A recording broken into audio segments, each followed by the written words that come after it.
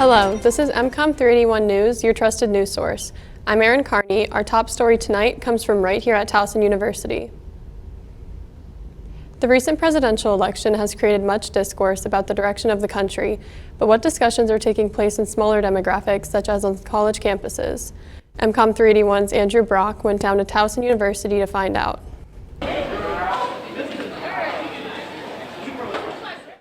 Here on campus, the interest and anticipation of the election was high, and that was reflected in the number of students who showed up to vote, thanks to the many resources that the university offers.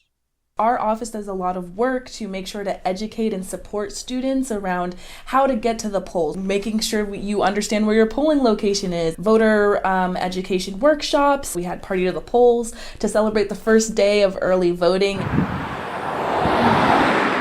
Evidently, those resources and events were effective, as even other students could tell that the interest in the election was heightened this time around, as were the conversations about the results of the election. I think there were a lot of students that were disappointed with the results. I think there were also a lot of people that, for various reasons, were kind of disillusioned with the election.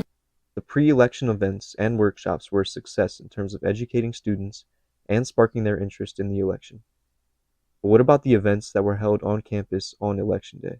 A lot of students this semester were in that line on Election Day at South Campus Pavilion waiting for hours because there just was such a great turnout. We had an election night returns watch party and there was a really great turnout. We also hosted a wellness space in collaboration with the counseling center. And I think that was a really great space to kind of step away for a moment. Although the transition of power has yet to occur, the impact from the new administration is already being felt and is also causing major discussions to be had. Reporting live from Towson University, I'm Andrew Brock, MCOM 381 News. Cybersecurity is a growing concern today, but Towson University is working hard to stay ahead. I spoke with the Cyber for All Operations Coordinator about a new grant that's bringing opportunities for all. With a $1.8 million grant from the NSA, Towson University is taking a major step for cybersecurity education. That money will fund a national coalition called the Coalition for Cybersecurity Education and Innovation. In the grant, it's written that we give subawards out to other school faculty at other schools. Some of them individuals, some of them actually to the school itself for maybe a group who create updated curriculum. Some pieces of it go back and update the old curriculum, which is really helpful because the cyber field and cyber curriculum is constantly evolving, changing, and needs to stay updated and stay, up with the times. The grant builds on Towson's leadership in cybersecurity. It will fund curriculum development for the next generation of professionals. The Cyber for All Center at Towson University, I think that is kind of an important staple, or maybe a symbol rather, that kind of just demonstrates how dedicated Towson University is in terms of supporting their students, as well as their cybersecurity posture as a whole. This grant is about more than just curriculum development. It's about preparing students and educators for the cybersecurity challenges of tomorrow. Reporting from 10 West Burke Avenue, the location of the Cyber for All Center, Erin Carney, MCOM 381 News. Towson University is teaming up with Toys for Tots to spread holiday cheer. From now until December 16th, the Towson University Police Department is collecting new and unwrapped toys for families facing difficult times. You can find drop-off boxes at 7 different campus locations. If you can't make it in person, you can still help by donating online through the Toys for Tots virtual toy box. Join Towson in making this holiday season special for local children in need. Finding a parking spot in downtown Towson is about to get even trickier and costlier. Parking in downtown Towson is a headache and it's expensive. Baltimore County is considering extending metered parking enforcement from 6 p.m. to 10 p.m. across more streets. Officials say the goal is to increase spaces, especially with growing demand from new restaurants, apartments, and businesses.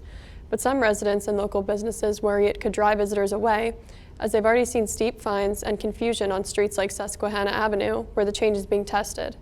The county says any broader changes would require further study and approval. As the weather gets colder, people are looking for more things to do with their days. And MCW provides a break from the cold along with some action-packed wrestling right here in the area. MCOM 381's Owen Brucey spoke with Ryan Riddle to get a feel for what events the company is putting on in the colder months.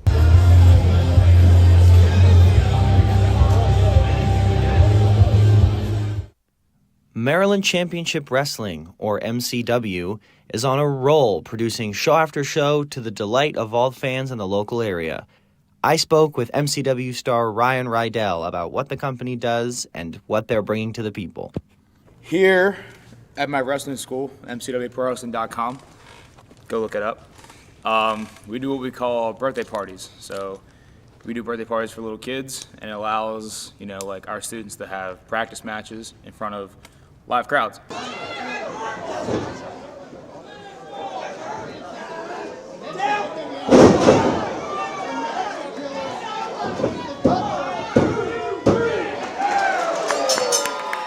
MCW serves as a local venue to bring wrestling to fans across Maryland and fans in the area. I caught up with a fan, Kevin DeWitt, outside of a show to see what he thinks. I'm really excited for all the action. The big wrestling companies don't always come over here, so it's nice to have a local place to go and see the sport that I enjoy. MCW is proud to bring together people from all walks of life through wrestling, and are more than proud to be a beacon of community among the Baltimore and Joppa area.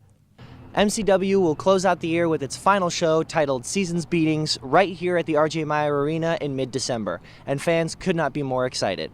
Reporting live from the RJ Meyer Arena in Joppa, Maryland, I'm Owen Brucey, MCOM 381 News. A mainstay of Baltimore weekends this time of year is back up and running, and people could not be more excited. The Baltimore Flea Market serves as a local hub for people to purchase vintage clothing and other items from a variety of sellers. The market is back up and running for the 2024 season every Saturday until December 21st. The market operates behind Broadway Market in the heart of downtown Baltimore and is beaming with Baltimore pride, selling all kinds of vintage Ravens and Orioles clothing so everyone can show off their love for their favorite teams. Baltimore Flea also operates out of the Ministry of Brewing in Baltimore on Sundays, so there's plenty of opportunities to stop by. That's all we have for you from MCOM 381 News, your trusted news source. Thanks for joining us. Good night and have a pleasant tomorrow.